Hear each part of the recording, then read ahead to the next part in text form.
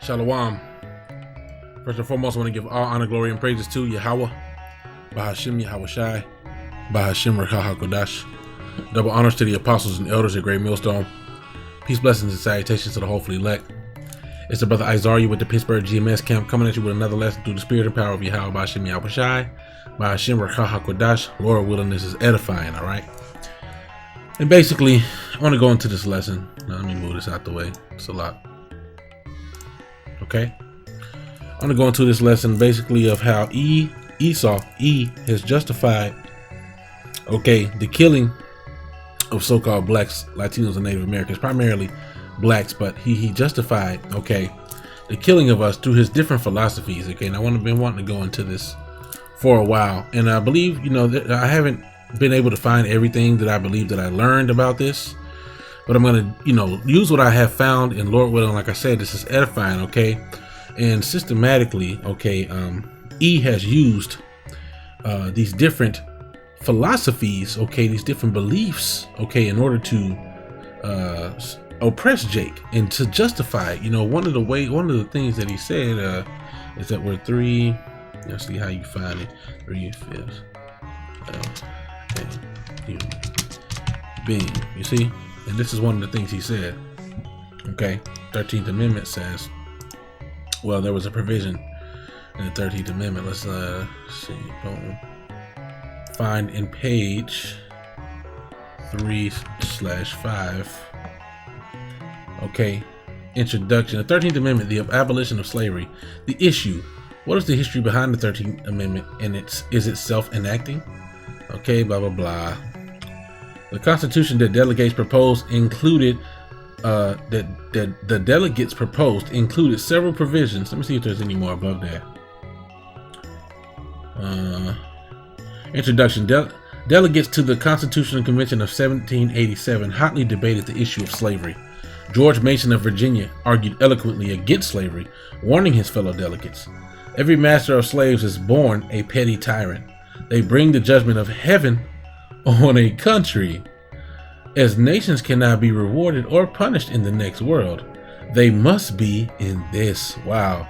By an inevitable chain of causes and effects, providence punishes national sins by national calamities. And that's crazy. Like, I'm gonna have to get some precepts on that, all right? Okay. And this is kind of through the spirit. I didn't really pull up many precepts. You know, I've been kind of doing lessons all day, and I was like, what am I going to go into now? And through the spirit, it hit me as I was watching the Dallas Brothers. All right, Numbers 35 and 33 says, "So ye shall not pollute the land wherein ye are, for blood it defileth the land, and the land cannot be cleansed of the blood that is shed therein, but by the blood of him that shed it." Okay, and so what was one of the things he mentioned? He said, every master of slaves is born a petty tyrant. They bring the judgment of heaven on a country. Okay, that's beautiful. Okay, okay, you know, Revelation 13:9 says, "If any man have an ear, let him hear. He that leadeth into captivity shall go into captivity. He that killeth with the sword must be killed with the sword. Here is the patience and the faith of the saints." Okay, so this is the recompense that will come. Okay, and see, this is the thing about it.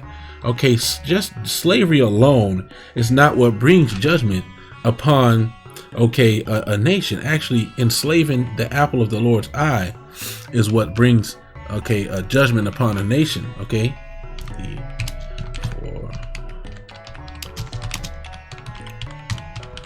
okay, let's get this precept. Zechariah, okay, 1. Let's read in verse 14. It says, "So the angel that communed with me said unto me, Cry thou, saying, Thus saith Yahweh of hosts, I am jealous for Jerusalem and for Zion with a great jealousy. And I am very sore displeased with the heathen that are at ease. For I was but a little displeased, and they helped forward the affliction." You see? And so that's what the Lord is angry, okay? The Lord is angry for the thing that you did. He was a little bit displeased, and your ass just took you just took it and ran with it. You see? Let's get this precept.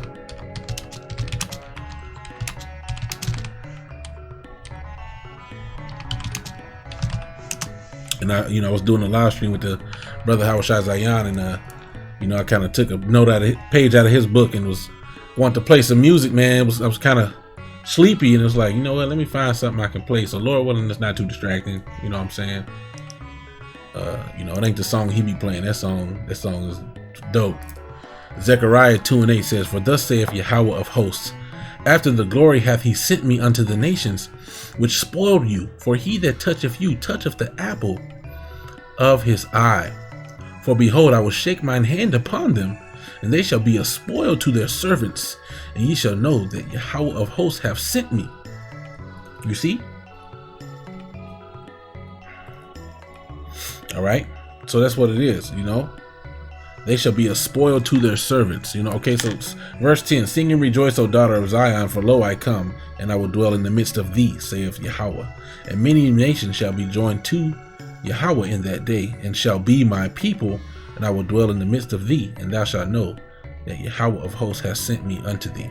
All right, and those many nations are not talking about other nations. All right, it says that you're going to be a spoil to your servants. These other nations are going to be spoiled unto us because we are your servants. Okay, we're under all you other nations, man. When we have to go, scripture say you should go to your enemy and for the want of all things. If we don't work for you Eves, we work for another one of you devils, man. Straight up.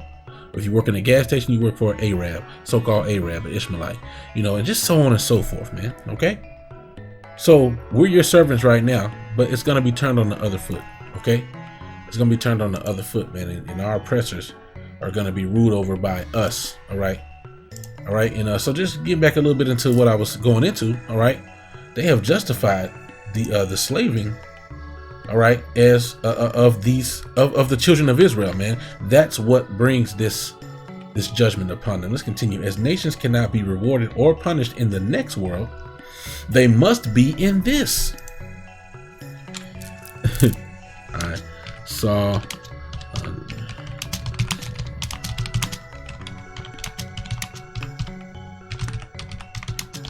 Okay, let's get this. Ecclesiastes 3:16 says, moreover, I saw under the sun the place of judgment, that wickedness was there, and the place of righteousness, that iniquity was there." You see? You see what I'm saying? So this is what it is, man. Under the sun, meaning here on the earth, is the place of judgment. Okay, and you see wickedness in the place of righteousness, because the earth was created to be in righteousness. You see, the world was righteous.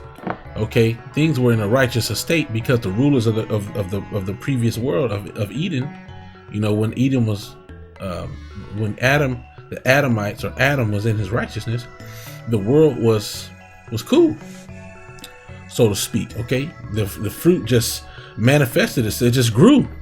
You didn't have to till the land and put the manure, put the dung around the plants and stuff. It just walked through and you're just like, oh, this looks ripe. There was no death. You see, until sin came into the world. Okay, through the fall of Adam. Okay, by following after Eve. Okay, but moving on. So, like we just read, in that 13th Amendment thing, it said what? As nations cannot be rewarded or punished in the next world, they must be in this world. In this. That's right. So on this side is where you get that judgment. By an inevitable chain of causes and effects.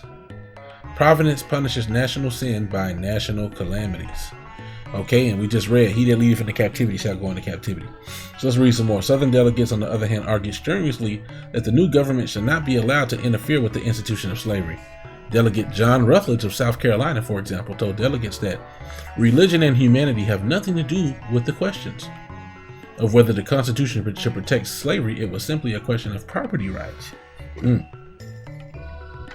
The Constitution that the delegates proposed included several provisions that explicitly recognized and protected slavery.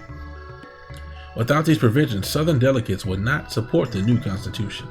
And without the Southern states on board, blah, blah, blah, provisions allow Southern states to count slaves as three-fifths of persons So 3/5 of a human being for purposes of appointment in Congress, even though the slaves could not, of course, vote.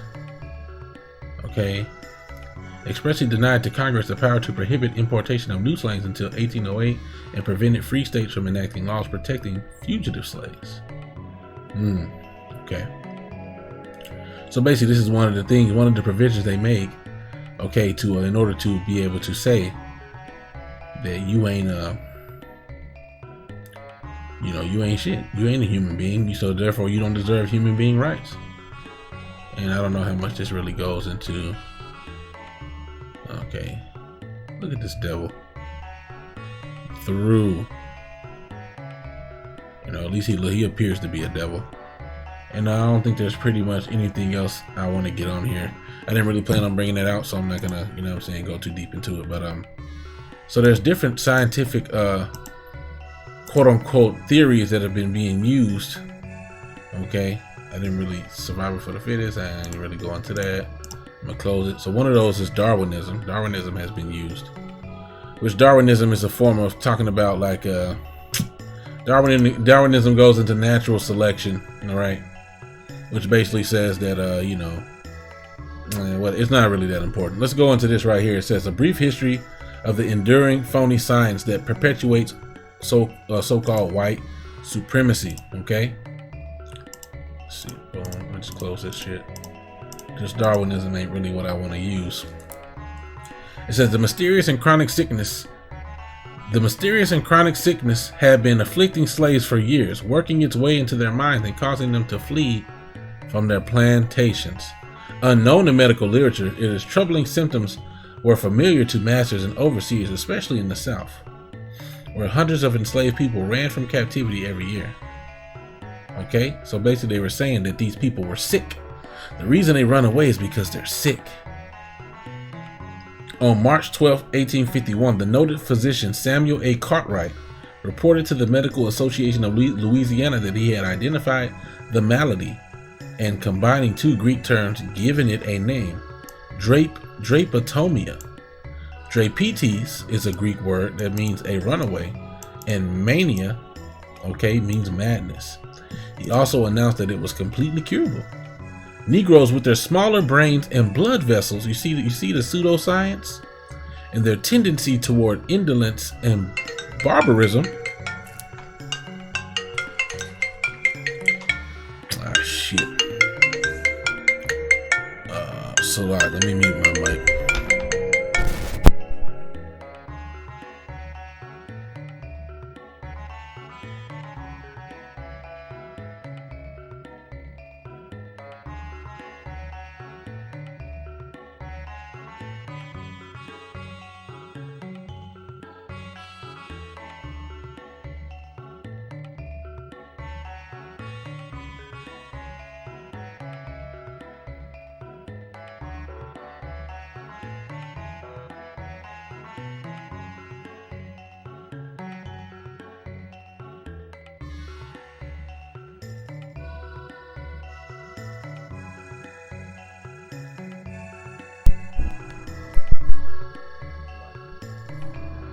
Hey, Salakia, quick call, but going back into it, you see how E is using his pseudoscience, okay?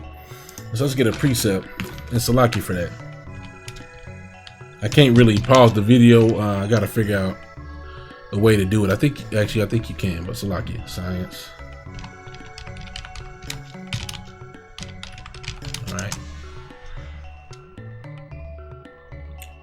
1 Timothy 6:20 says, O Timothy, keep that which is committed to thy trust, avoiding profane and vain babblings and oppositions of science, falsely so called. Okay, and so science, that word science goes into knowledge. Okay, and let's just get the etymology behind the word science.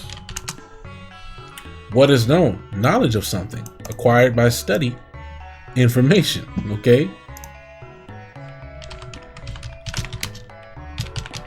And see, this is the thing that E does, but because he puts himself up as God, okay, he claims to have this evidence to support what he says. But the thing is, he sets himself up as the authority, so you can't really argue with him. well, we did a double-blind study, and we found out this and we found out that, and what we concluded is that this is the outcome. Psalm 64:6 says, they search out iniquities, they accomplish a diligent search, both the inward thought of every one of them, and the heart is deep. And that heart, the word heart, goes into their mind.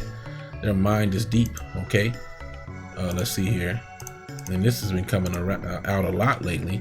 Okay, there. No. Let's see here. Okay. It's a lot.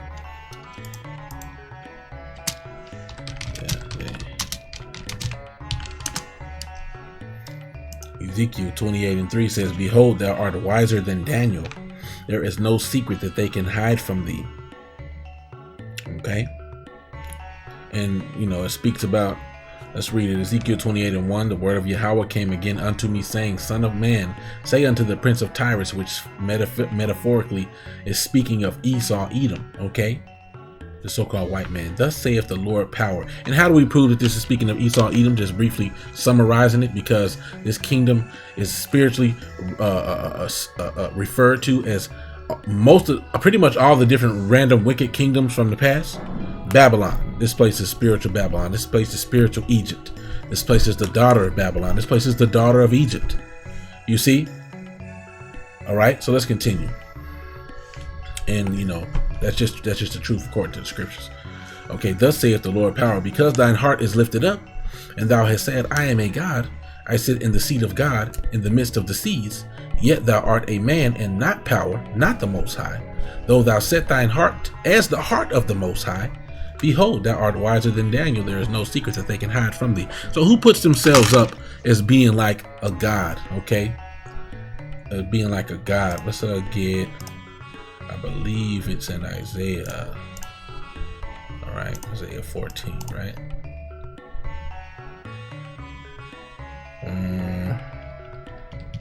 I be forgetting like where this one is. I don't, be slipping my mind sometimes. Yeah. Isaiah 47:1 says, come and sit down in the dust, O virgin daughter of Babylon. Sit on the ground, there is no throne, O daughter of the Chaldeans. For thou shalt no more be called tender and delicate. So let's matter of fact, let's go to verse 6. We read this earlier. Okay. I was wroth with my people. I have polluted mine inheritance and given them into thine hand. Thou didst show them no mercy. Upon the ancient hast thou very heavily laid thy yoke.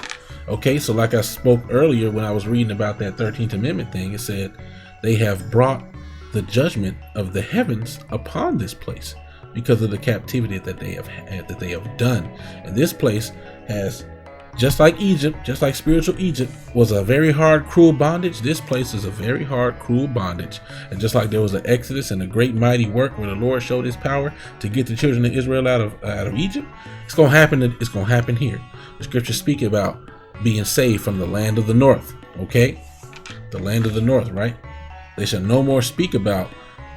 Okay, let's get it.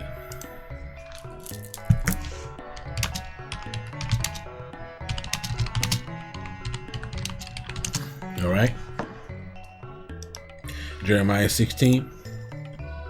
And let's read 14. Therefore, behold, the days come, saith Yahweh, when you see the word Lord in all caps, that is Yahweh, that it shall no more be said, the Yahweh liveth that brought up the children of Israel out of the land of Egypt. They're not going to speak about that. They're not going to say, almighty power that liveth, look at this mighty work you've done in getting the children of Israel out of Egypt. They ain't gonna speak about that no more. What they gonna talk about now? Verse 15. But the Lord liveth that brought up the children of Israel from the land of the north and from all the lands whither he had driven them. I will bring them again into their land that I gave unto their fathers. So why didn't they make, why didn't they make the movie that says the Prince of the Land of the North? You got the movie called The Prince of Egypt. Okay, and what happens in that movie, The Prince of Egypt? Well, it's still speaking about the Exodus. The Exodus was the last great thing that was spoken of, and it got the Most High fame in all the earth. Ain't nobody speaking about the Most High Yahweh all over the planet Earth, and how he worked this mighty and terrible work in Egypt. The only people that's talking about that are the men of the Lord. Okay, the true men of the Lord that continue to bring out the seriousness of the character of the Most High Yahweh Bahashem Yahweh Shai. Okay. All right. And so that's this place, man. That's why when I go back to it, Ezekiel, okay, 28:3, just to kind of prove, okay, well, I already proved that this is speaking about the white man in Isaiah, right? All right. You see. So what does it say? Let me get here. It's a lot. Day forever. Does carelessly with my bone, pervertedly. It's a lot. All right, this ain't the one I was looking for. This ain't the one I was looking for that says, basically, Babylon, the rulers of Babylon have said that he is, you know, showing himself. Okay, but still, it's still the same mindset. It's still the same mindset. 2 Thessalonians 2:4. Also, we can get Obadiah, man. You know, there's too many precepts to show you that spiritually, this is talking about Esau, Edom. Let's go to Obadiah. Okay. Obadiah, verse 3, right? Obadiah, verse 3 says, "The pride of thy heart hath deceived thee, thou that dwellest in the clefts of the rocks." Now, if you read verse 1, it says, "Thus saith the Lord power concerning Edom." So you know it's about Edom. Verse 3 again, "The pride of thine heart hath deceived thee, thou that dwellest in the clefts of the rocks, whose habitation is high, that saith in his heart, who shall bring me down?" You see, he's put himself up there as though he's the most high power. You see? All right, let's see here. Okay. All right, so, you know, I don't want to get too far, you know, beyond. Let's just read the 2 Thessalonians 2:4. It says, 2 Thessalonians 2:3, "Let no man deceive you by any means, for that day shall not come, except there come a falling away first, and that man of sin be revealed, the son of perdition, or the son of destruction, who opposeth and exalteth himself above all that is called God, or that is worshipped, so that he, as the Most High, sitteth in the temple of the Most High, showing himself that he is the Most High." You see? Let's see. On the sides of the congregation,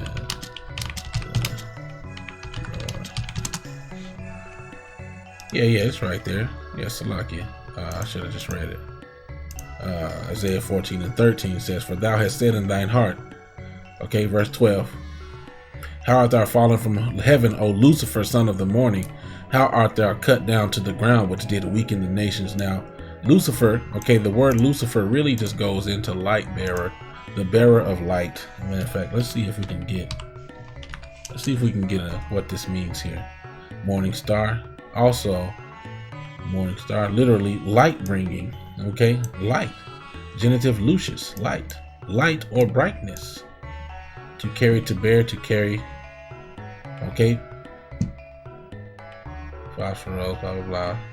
So this is not talking about, you see, this is not talking about, right? See, because of the mention of a fall from heaven, the verse was interpreted spiritually by Christians as a reference to Satan, even though it is literally a reference to the king of Babylon. Okay, and I believe this is telling you to go look at Isaiah 14, sometimes rendered day star in later translations. Wow. So even they know it is literally a reference to the king of Babylon, sometimes, you know, rendered day star.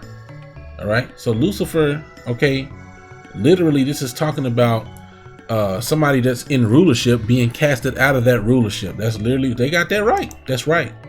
You see, as far as now, when it's talks about the king of Babylon, okay, really spiritually is referring to Esau, man.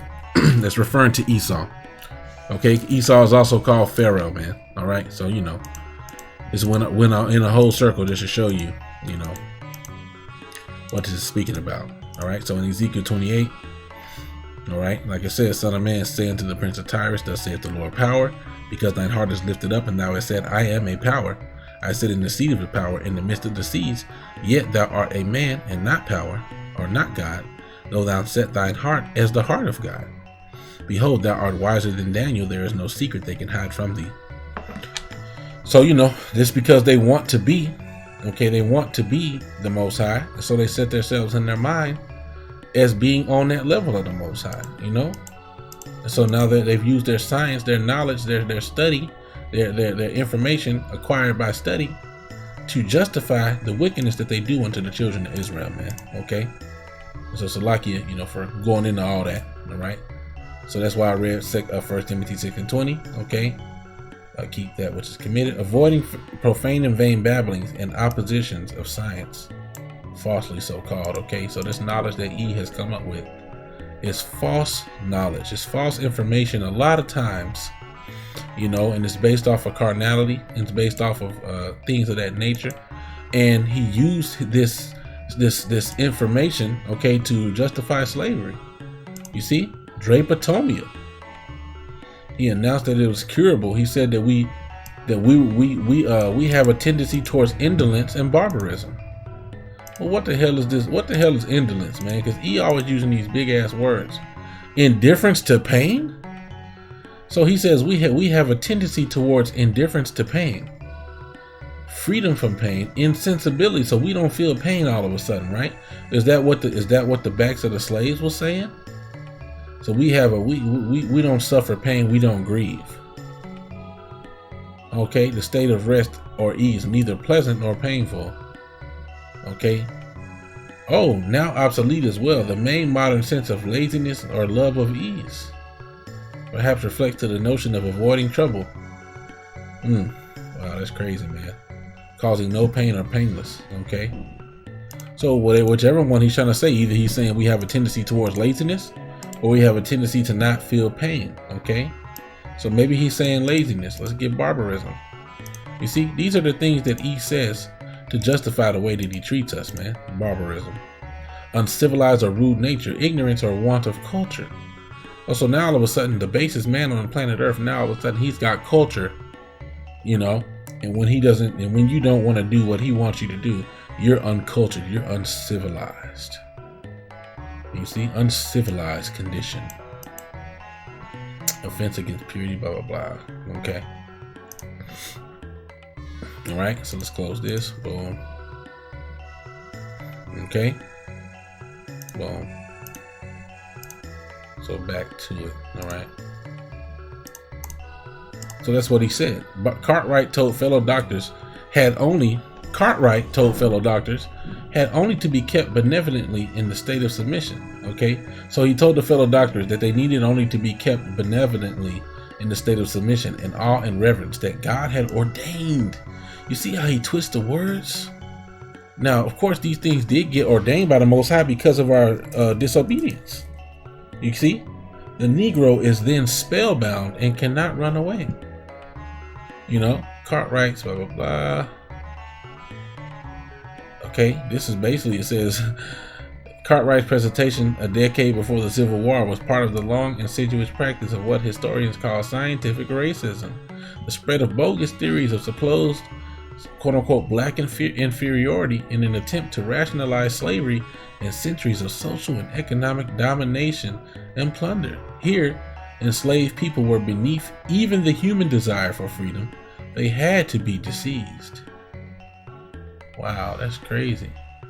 This thinking would thrive in the 18th and especially the 19th centuries. It would mutate, vary in perversion, and persevere for 400 years right up to the present day, starting with theories of physical and intellectual inferiority that liken blacks to animals, monkeys and apes especially, or helpless children. It would evolve to infer black culture and then social inferiority. You see, what black inferiority meant has changed in every generation, but ultimately, Americans have been making the same case, said historian Ibram X. Kendi. And of course they're going to justify the things that they do to you. See, this is the thing. He has to reason with them himself in order to think that what he's doing, okay, is a righteous thing.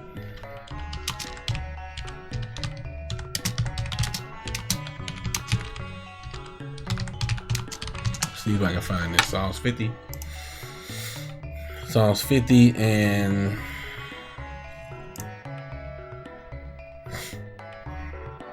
16 says, "But unto the wicked the Most High Power saith, What hast thou to do to declare my statutes, or that thou shouldest take my covenant in thy mouth?" And one of the big things I noticed, especially on that movie 12 Years a Slave, is that they was reading the Bible. Some of the most degenerate, so-called black person hating individuals that had them as slaves were reading the scriptures boldly. "Obey your masters, see slaves? Obey your masters, because if you don't, you're gonna be beaten with many stripes." You see, but they didn't have no business reading them scriptures. Verse 17 says, "Seeing thou hatest instruction and castest my words behind thee." You see, you niggas ain't trying to do the law, statutes, and commandments of Yahweh Shem Yahushua. So why are you picking up the book? Verse 18, "When thou sawest a thief, then thou consentest with him, and hast been partaker with adulterers. Thou givest thy mouth to evil, and thy tongue frameth deceit. Thou sittest and speakest against thy brother. Thou slanderest thine own mother's son." You see? So you sittest and speak against your brother Jacob, and you slander your own mother's son, man. Verse 21, "These things hast thou done, and I kept silence." There wasn't no punishment yet. Ain't no punishment yet, but it's coming. "Thou thoughtest that I was altogether such an one as thyself." Yeah, man, the Lord God ordained this. You see, but what did we read? It said that you have forwarded the affliction. See, the Most High was a little angry, and he allowed us to go into your hands. But see, you forwarded the affliction. So now you're going to get double for what you've done. It says, "But I will reprove thee and set them in order before thine eyes." You see? So the Lord's going to correct you and reprove you and set up the children of Israel right in front of your eyes, man. Okay? Such thoughts exist today with pernicious assumptions about the current nature. I'm sick of all these big ass words, man. And pernicious, nigga. Now I got to look another word up, nigga. Y'all making this lesson long, nigga. All right, hold on. Let's get it. Pernicious, evil, wicked, having the property of destroying or being injurious. Okay, destructive. Let's go back. I will just drag this over here. Such thoughts exist today with destructive or violent assumptions about the current nature of so-called black life and black people, still featuring age-old racist references to blacks as animals. I'm gonna just say the word blacks, man. So many words. It persists. We know what it is. Ain't nobody the color black. Ain't nobody this color. Okay? We different shades of brown, man. Alright? It persists despite the advent of modern DNA science. In which that is bullcrap too, man. Which has shown race to be fundamentally a social construct. Humans, as it turns out, share about 99% Okay, race is skin color. Alright. They think there's black blood, black diseases, Okay, Roseanne Barr. Consider comedian Roseanne Barr's use of an ape analogy in a tweet about Valerie Jarrett, an African American advisor to President Barack Obama, which led to the cancellation of Barr's ABC television show. Damn. Now consider Cartwright's claims in 1851 that, among other things, a Negro withstood the rays of the sun better because of an eye feature like one found in apes. That's because we got melanin, and you don't, and the sun hates you. The sun rejects you. That's why. Cartwright also observed that a black man's neck was shorter than a white person's. His bile was a deeper color, his blood blacker, his feet flatter, his skull different. You see, so let's continue. Yet, in addition to keen eyesight, he had other animal-like senses, smelling better and hearing better than the so-called white man. So the thing is, they're saying, and this is the funny part about it, they're saying, oh, you know what? It's so stupid. They're saying that so-called black people, the reason that they can smell better and that they can, hear better than the so-called white man is because they're less evolved and they're closer to the animals. Because animals have these very keen, extreme senses. but they don't have the same mind as human beings. They don't have the same rational thought as human beings do. And so this is how they justify being the weaker nation. You see, is by saying, oh, it's because they're animalistic. They're closer to being savages and animals. You see, that's funny. Like children, Negroes require government in everything, or they will run into excess. Which we do need government, you know what I'm saying? But we need the government of Yahweh Shem Yahushua in righteousness. Slavery, he concluded, unsurprisingly, was for the enslaved person's own good. Wow. It's for your benefit. Okay?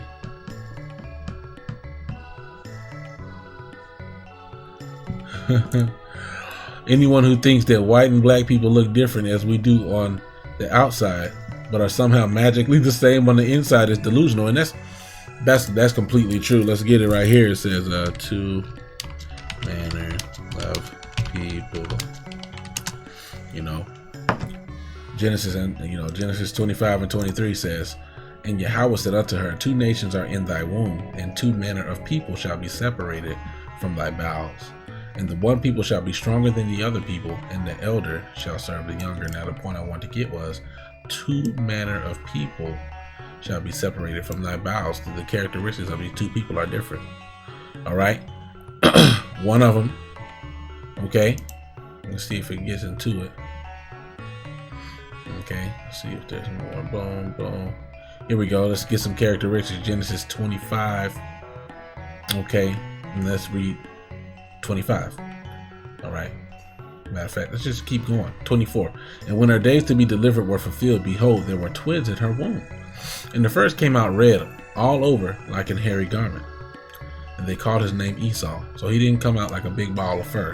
He came out red because his skin was translucent, because he didn't have pigment. You could see directly through his skin, and you could see the blood vessels, and he was flustered. He was flush, or if you want to call that. He was blushing all over, you know, because he just came out the womb. He was red. And a hairy garment is a ram skin that they would dye red and give as gifts to each other.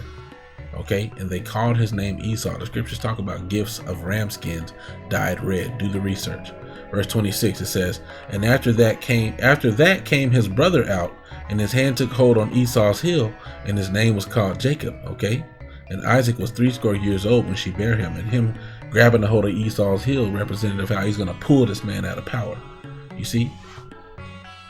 And the boys grew, and Esau was a cunning hunter, a man of the field, and Jacob was a plain man dwelling in tents. Okay, so Esau is a cunning hunter, a man of the field. He liked to be out in the field hunting and setting traps. And the scriptures say Jacob was a plain man, which if I'm not mistaken, that word plain, you got to go into the etymology. It means righteous. Genesis 25 and 27. Let's get it and move on. Genesis 25. Strong's, go down to 27. Okay, and that word plain is boom. Perfect, complete, morally innocent, having integrity, one who is morally and ethically pure. Okay, sound, wholesome, upright. He was whole, he was upright, always in a moral sense. Jacob was an upright man dwelling in tents. Okay, where it appears to indicate the milder and placid disposition of Jacob as opposed to the more ferocious character of Esau. You see, so Jacob had integrity, and Esau was just a wild man. He's just a wild man. He's a man of the field. He's a wild thing, you know. You make it hard, saying. Let me go down here. 25. A cunning hunter, a man of the field. Okay. Oh yeah. Taking in hunting. Yep, you got it. So that's pretty plain. All right, so let's read some more of this article, and I'm gonna wrap it up here soon.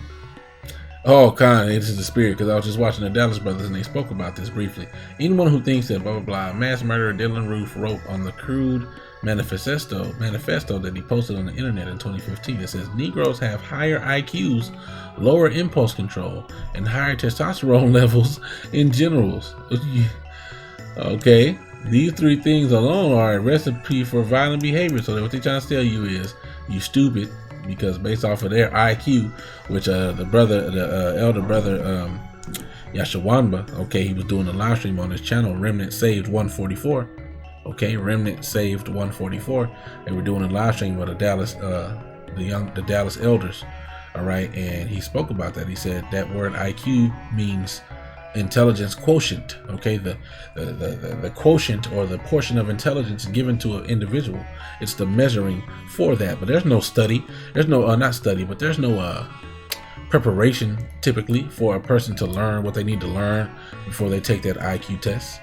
So really, that's one of his sciences, falsely so called, that he created in order to be able to say, you dumb, you're stupid, you're a base creature, you're an animal because you don't meet my standard of intelligence. But it's the same nigga that'll kill you. Okay, it's the same nigga that'll go have sex with a dead body or an animal, or you see. But we crazy, we stupid, all right, cool. And that's pretty much, there's a whole lot more, but this ain't the only thing, that they use. You see, driver. This ain't the only thing they use. There's a lot of scientific theories they use to try to say that we were savages and that we deserved everything that we were getting. Now, through the Spirit, the Lord did put these punishments on us, but these people use these scientists to justify the harsh treatment of the children of Israel, and they will be punished. So I'm not going to drag it out any longer. I'm going to go ahead and end it there. But hey, Lord, when it was edifying, I'm going to give all honor, glory, and praises to Yahweh Ba'ashim, Yahweh Shai Ba'ashim, Rakaha Kodash. Double honors to the apostles and elders at Great Millstone. Peace, blessings, and salutations to the hopefully elect. Lord willing, this is edifying. Okay, until the next time, I say Shalom.